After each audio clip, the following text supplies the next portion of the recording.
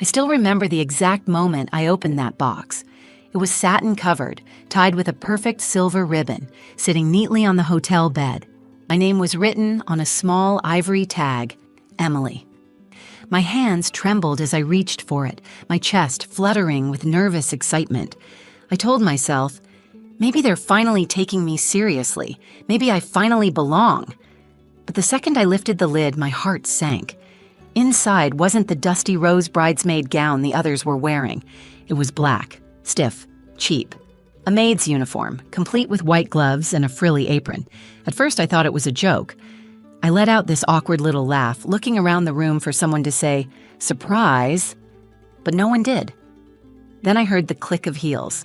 Aunt Karen, the bride's mother, walked in with that smug little smile she always wore when she was about to say something cruel. Her eyes swept over me, and without missing a beat, she said, "You should stick to your real talent, sweetheart, cleaning."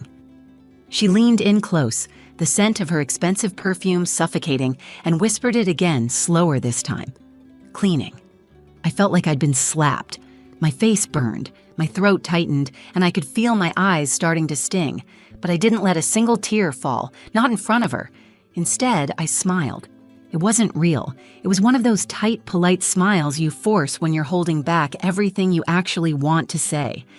I nodded, my voice barely above a whisper. "Thank you. It's thoughtful." But inside, I was screaming. Why would she do this? Why now? Why humiliate me in front of everyone? I'd been nothing but kind, supportive. I showed up early, helped organize the stupid seating chart, even ran out to buy emergency hairspray for Sophia the day before. And speaking of Sophia, my cousin, the bride, she stood in the doorway just watching. Her perfect blonde hair curled, makeup flawless, veil pinned in place. She didn't say a word. Her eyes met mine for a moment. I searched them for something. Regret. Sympathy. Anything. But she just looked away, like I was invisible. I sat down on the edge of the bed, the box still in my lap. The fabric of the maid's dress felt rough against my fingertips. I remember the way the room felt suddenly colder. The laughter from the hallway outside, the other bridesmaids getting ready, was muffled, distant, like I wasn't even part of it. I should leave, I thought. Just grab my stuff and go. Who cares if it's her wedding? She clearly doesn't care about me. But then I thought of Grandma. Her fragile smile when she told me how proud she was that I was part of the wedding. How she said, "You're going to look so beautiful walking down that aisle." She didn't have many days left. I didn't want to disappoint her. So I stayed. I folded the dress neatly and closed the box. My heart still ached, but I held my head high as I stepped out into the hallway. Olivia, my best friend and the only reason I hadn't completely lost it, was waiting outside. Her eyes widened the moment she saw my face. "Em, what happened?" I showed her the box. Her mouth dropped open. They didn't. I nodded. That was the moment everything changed. Because I didn't just want to survive that weekend anymore. I wanted to remember it. I wanted them to remember it. And they would. Because that dress, that moment, that was the last time they'd ever make me feel small. Next time, I'd be the one holding the box. And inside it would be something they'd never forget. 2 weeks before the wedding, I got the call. It was Sophia's voice, sugary sweet and almost too casual. "Hey, Em." "So?" "I've been thinking, and I'd love for you to be a bridesmaid. I mean, what's a wedding without family, right?" My first instinct was shock. We hadn't been close in years. Ever since college, Sophia had become, well, different. Money changed her. Private jets, designer bags, champagne brunches, it all became normal for her. Meanwhile, I was painting in a studio apartment the size of a closet, scraping by on commissions and leftover ramen. Still, I said yes. I wanted to believe it meant something. Maybe she missed me. Maybe, beneath the designer exterior, the cousin I used to play dress-up with was still in there. I told my mom about the call, and her eyes lit up. "That's wonderful, Emily. You'll be stunning up there. Show them what real grace looks like." Even she knew the family politics, though she rarely talked about them. The day I arrived at the estate, it was like stepping into another world. Tall white columns framed the massive front porch. A fountain gurgled beside the driveway, and fairy lights were already being strung through the garden trees. Even in the daylight, everything looked like a movie set. Sophia greeted me at the door with a distant hug, all arms and no warmth. "Oh my God, you made it!" Her smile didn't reach her eyes. Aunt Karen was close behind her, dressed in pastel silk and pearls, clutching a champagne flute like it was part of her hand. I could feel them sizing me up the second I walked in. My suitcase had a scuff mark. My sneakers weren't trendy. I brought my own snacks in a Ziploc bag because I didn't want to impose. "Emily," Aunt Karen said, her tone dripping with fake affection, "we're just thrilled to have you. You're going to make this weekend so memorable." Looking back, she wasn't lying, just not in the way I thought.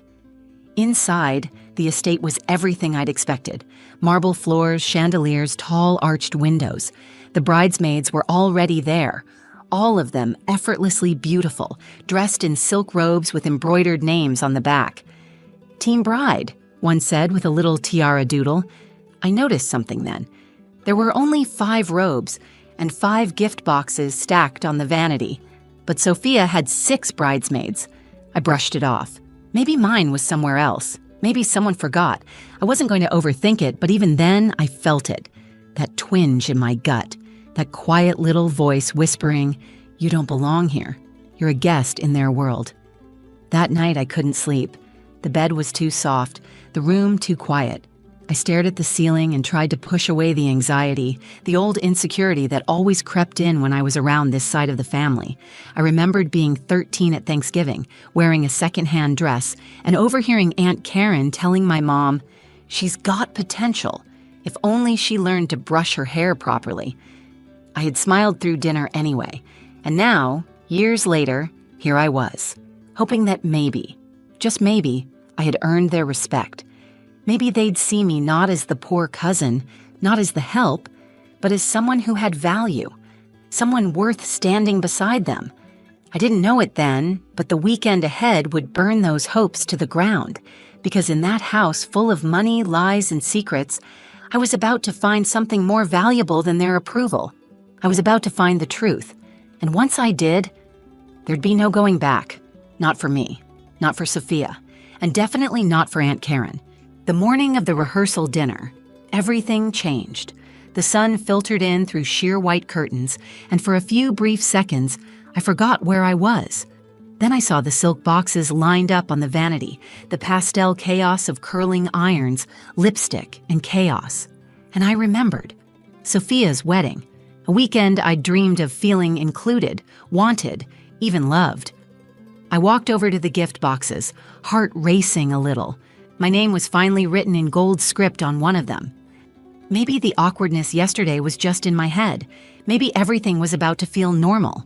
I untied the ribbon and opened it slowly, feeling Olivia peeking over my shoulder with a grin. But when the lid came off, that grin disappeared. Inside, instead of the rose-colored bridesmaid gown I'd seen on the others, there was a stiff black and white outfit. I pulled it out slowly, my fingers catching on the scratchy apron. It wasn't a joke. It was a maid's uniform. Not a cute little robe with Team Bride stitched on the back, not a heartfelt letter or a gift bag, just polyester and humiliation. Before I could process it, I heard heels clicking on the hardwood floor. Aunt Karen. She took one look at the outfit dangling from my hand and smirked. "Fitting, isn't it?" she said smoothly, sipping from her mimosa like this was a Tuesday. "You've always been so good with cleaning, Emily. We thought we'd let you do what you do best." She walked right past me without waiting for a response, like she hadn't just taken a knife and twisted it. I froze. My skin went cold. My heart pounded so loud it drowned out everything else. For a moment, I couldn't speak. I couldn't breathe. Why would she do this? What did I ever do to her? Then I turned to Sophia, hoping, begging for some kind of defense. But she just stood there, eyes on her phone, pretending not to notice. My throat burned. I felt Olivia put a hand on my shoulder. Her voice was tight with anger. "You don't have to take this, Em!" I wanted to scream. I wanted to tear that stupid dress in half, throw it at their feet, and walk out with my dignity intact. But then I thought of Grandma. Her voice in my head, soft, loving, saying, "Show them your strength, baby, not your anger." So I swallowed my pride. Again. I looked Aunt Karen straight in the eyes, forcing a smile even though every muscle in my face ached from the effort. "Thank you," I said, my voice calm. "This is going to be unforgettable." And I meant it. Later that evening, while the rest of the bridesmaids giggled over champagne and practiced their speeches, I wandered the hallways, trying to breathe. That's when I saw something strange. Sophia, in the wine cellar, whispering to someone. At first I thought it was Jake, her fiancé, but it wasn't. It was Nathan, Jake's best man. They were close. Too close. Sophia touched his arm, then his chest. She laughed a little too loud, then leaned in and kissed him. I ducked behind the wall, breath caught in my throat. Did I just see what I think I saw? I backed away, heart racing. Olivia nearly bumped into me in the hallway. "Em, what's wrong?" I grabbed her arm and pointed back toward the stairs. "Sophia, Nathan, she's cheating on Jake." Olivia's eyes widened. "You're sure?" I nodded, still trying to catch my breath. The maid's dress, the humiliation, the silence. Everything suddenly made sense. They thought I was weak, disposable, just the help. But now, I held their biggest secret, and I wasn't going to waste it. That night, I couldn't sleep.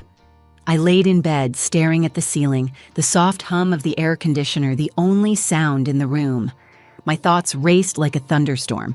Flashes of Aunt Karen's smirk, Sophia's silence, and that kiss in the cellar all crackling through my mind. She really did it. She humiliated me. And she's cheating. And no one knew. No one except me and Olivia. I turned to look at her. She'd fallen asleep in the bed across from mine, one arm dangling off the edge, her breathing soft and steady. Earlier, when I told her everything, she didn't say, "Let it go" or "Don't start drama." She looked me dead in the eye and said, "You know what they say about karma? Maybe it just needs a little help." That's when the idea was born. I whispered into the dark, what if we told everyone without ever saying a word? The next morning, over breakfast, I pitched the plan to Olivia. She leaned in closer with every word, eyes sparkling with adrenaline. "So, we put the photo inside the glasses. Not just any glasses," I said. "Color-changing cups. Like those ones from childhood that change color with temperature." I had seen them online, cups that reveal hidden messages or images when filled with cold water. Harmless, elegant, but absolutely devastating if used right. We'd take the photo Olivia snapped of Sophia and Nathan in the wine cellar, shrink it, and print dozens of tiny scrolls. We'd slide them into the lining of the cups, the part that changes color. When cold liquid hits it, the scroll inside would be revealed. Floating there, crystal clear. No one would see it coming. No dramatic confrontations. No screaming matches. Just slow, painful realization washing over the crowd, one shocked guest at a time. Olivia pulled out her laptop and got to work like a woman on a mission. "We'll need clear inkjet paper, the cups, waterproof scroll wrap, something to chill the drinks." I stared at her, grateful beyond words. "You don't have to do this with me." She shrugged. "Please, I live for chaos. Besides, you deserve a win." We spent that day prepping in secret, ducking in and out of supply stores in town, whispering behind closed doors, avoiding Aunt Karen's icy glares. At one point, Sophia caught me in the hallway and gave a half smile, like nothing had happened. I returned it with a nod. "Smile, sweetheart," I thought. "Tomorrow, everyone sees who you really are." That night, while the rest of the bridal party practiced their choreographed entrance for the reception, Olivia and I assembled everything. Scrolls were sealed. Cups were packed. We froze the drinks just enough to activate the color change at the perfect moment. I kept playing the scene over and over in my head. The guests sipping casually, the sudden pause, the whispers, the gasps, the silence. The scroll floating in the glass like a ghost, haunting, undeniable. I thought about Jake, the groom.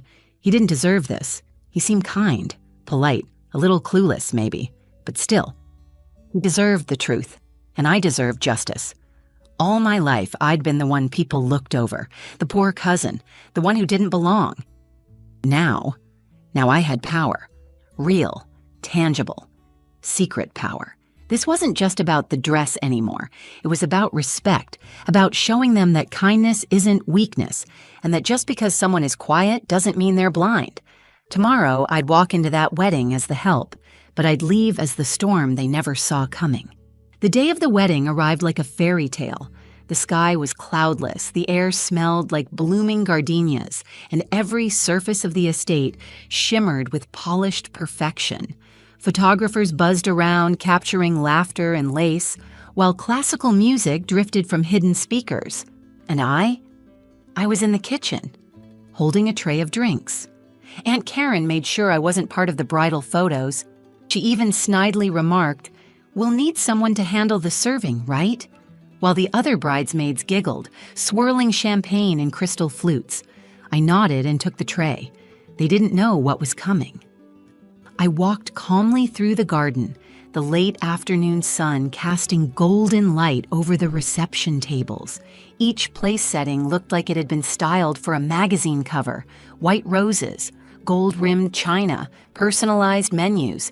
And then there was me, in my tailored maid uniform, offering guests a special cooling mocktail to kick off the celebration.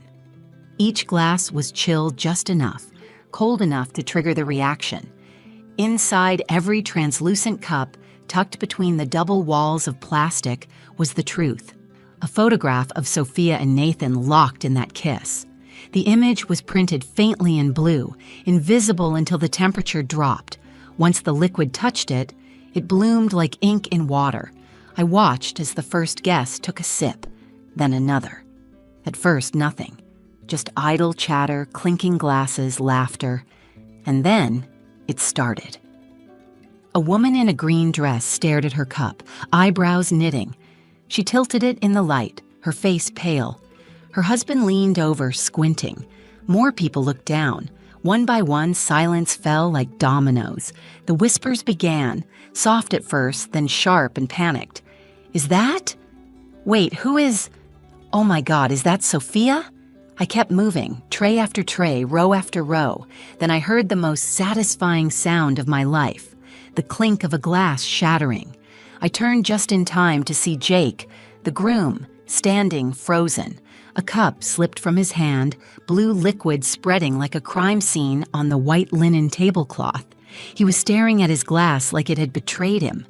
His jaw clenched. His face had gone completely white.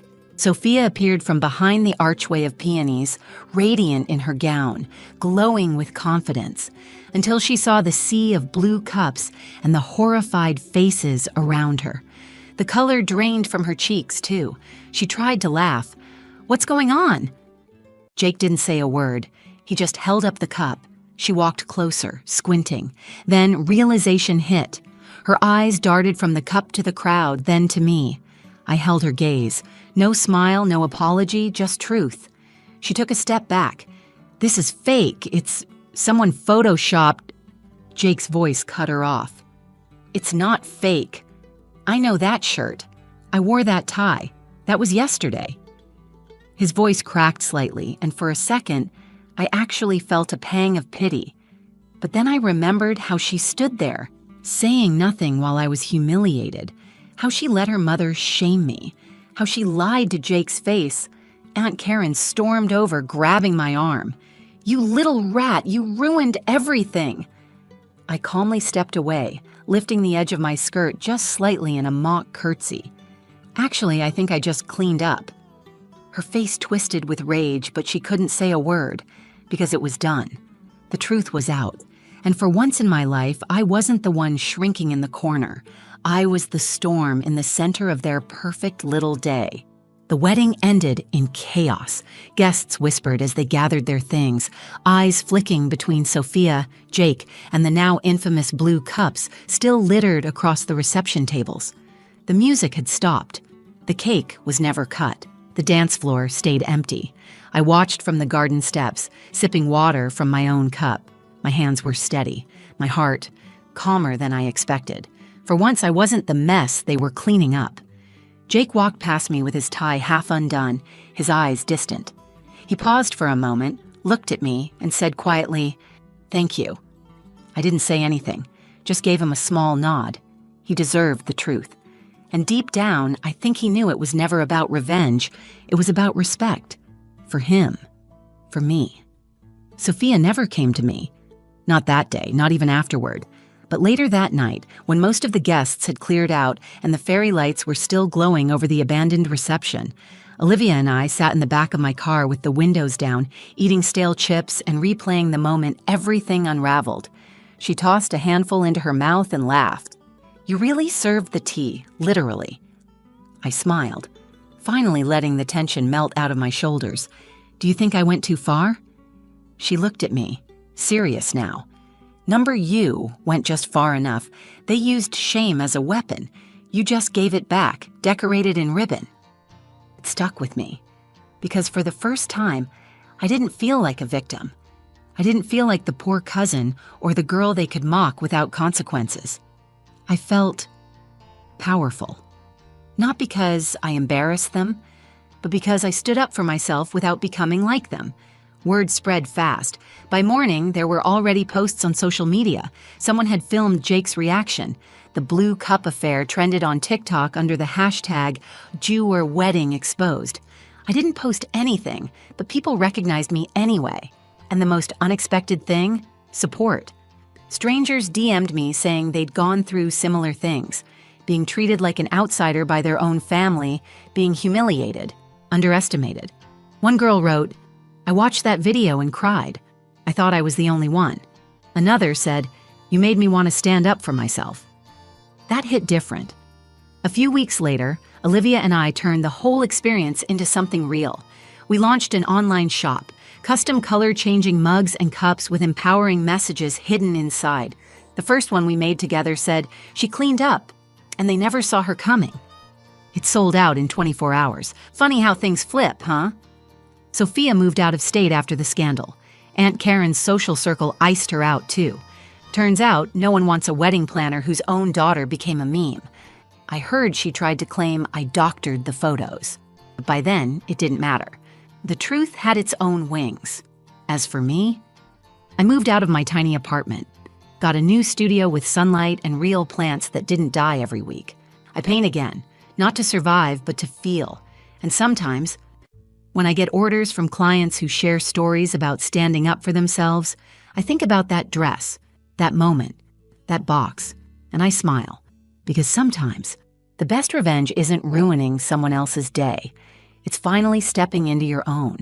And just like that, the maid became the main character. If you've ever been underestimated, remember, your silence isn't weakness, it's strategy. Thanks for watching. Like if you felt that. Comment your favorite moment. Subscribe if you're done letting people walk all over you.